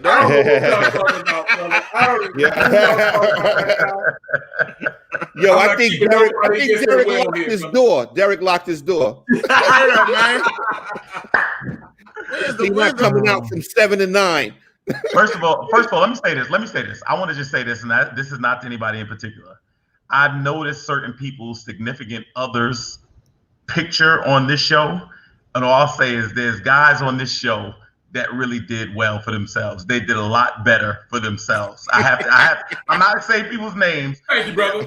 There's dudes on this show that shout out to my wife who's in the comments. Like really, I can't run. I just want to say that. I want to ask them off air how they pulled it off, but they did. So that's all I want to say. Hey, listen, we 6-figure guys, man. That's how you get women now. Hey, listen, I pay to keep her. Listen, I just cut a check. And I want everybody to know. I ain't working earlier. I'm gonna earlier. We're gonna revisit the dude earlier, Stranger. We're gonna revisit him earlier. His comments that he made about women. Yeah, we're gonna revisit that. Juicy, we didn't have time. Yeah. We have time, but we got something. And Monique, we love you too. Yeah, Monique's my girl, man. We've been friends since first grade. Listen, I saw somebody asking for the website for the turbans. The turbans are actually very, very well made. It's MargotPriestley.com. That's MargotPriestley.com for the turbans. Oh, there you go. Yeah, and then I'm for Jamie. Look at our producer. That guy, I'm telling you, our producer's no joke. He is no joke. The website for New Life is New Life Seymour's. It's on Instagram, just like it said, New Life Seymour's, and the website is newlifeseymours.com. About to give me some now.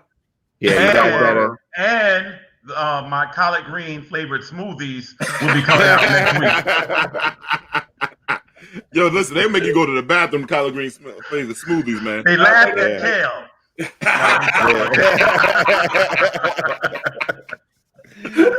Calvin, you in the studio again? Yeah, you know what it is. I'm a ghostwriter. You know, man. You write one down too, man. I'm not legally. I can't legally say who it is. You know what I'm saying? But shout out to Kanye and Jay-Z and Nas and everybody. You know what I'm saying? Yo, Kelvin's in the studio with a bunch of thugs with a collar shirt on. He looks like the lawyer. He looks like the lawyer. Yeah, he's a ghostwriter, but they say, nah, it's my lawyer, but he's the ghostwriter. Yeah. Yo, listen, I was thinking about this, right? For all the people that support us, and we always talk about like supporting, we credit stuff. If anybody has a business next week, I would love to see if we can try to get you guys on the show and to bring in as guests, like to sell your products. So we got holidays coming up. If we're going to spend that money, let's spend the money amongst one another, right? Correct. We got, you know, saying I know some of us celebrate Kwanzaa. If we can't make it, we could just buy it from one another. I think it's the same thing, like, those principles. So if you have anything, get in contact with us, Sam, myself. Jamie, myself, Rodney, Derik, or Kelvin, and please let us know because we love to have you go on the show, promote. We want to get with our viewers. You guys are really rocking out with us and supporting us, so we want to support you guys back with anything that you do. If you making, you know what I'm saying, anything you making, man. Let's get that collective economics, man. Let's get that together, man. That's right. And if you got some items, you know, like as you see, D wore the head wrap today. So if you guys got any dresses or any skirts, send those to D too. Listen, I ain't gonna go that far. I may wear one of them lace front. I might wear one of them lace front wigs. I want somebody to send you a mini. I want somebody to send you a mini skirt. All right, look. See, Reach just asked it as long as you're there again. All right, check this out. I'm gonna tell you this. 2021, I'm about to get fly. I just started off like this. You know what I'm saying? Just keep the expectation low. And when the calendar changed, I'm about to get fly. I'm telling y'all. New year, new Kelvin. No doubt. Yeah. Listen, bro, this was another great show, man. This was fun, man. And I love you guys to death, man. Love you too, brother. I will see y'all this week. Brother. All right. Be safe, be black, be strong, baby. Thank those guests. Thanks for the guests. Oh, listen, I want that coquito. Elisa Garcia, I want that coquito. The coquito. Who got the coquito? Listen, who makes the best? Puerto Ricans, Dominicans, or the Haitians when they make the cremas? Yo, Haitians make coquito? Yes, it's called cremas. I hope I'm rolling my tongue right. I never knew that. That. Oh yeah, I had them all, baby. It don't agree with me because I don't be around me when I drink this stuff. Oh, you know, I know you tearing it up. Yeah. Oh, let her go through you, brother. Get it away. Terrible. All right, baby. All right, brothers. I love you guys, man. Peace. Come on, brothers, man. Be good. Peace, everybody. Peace.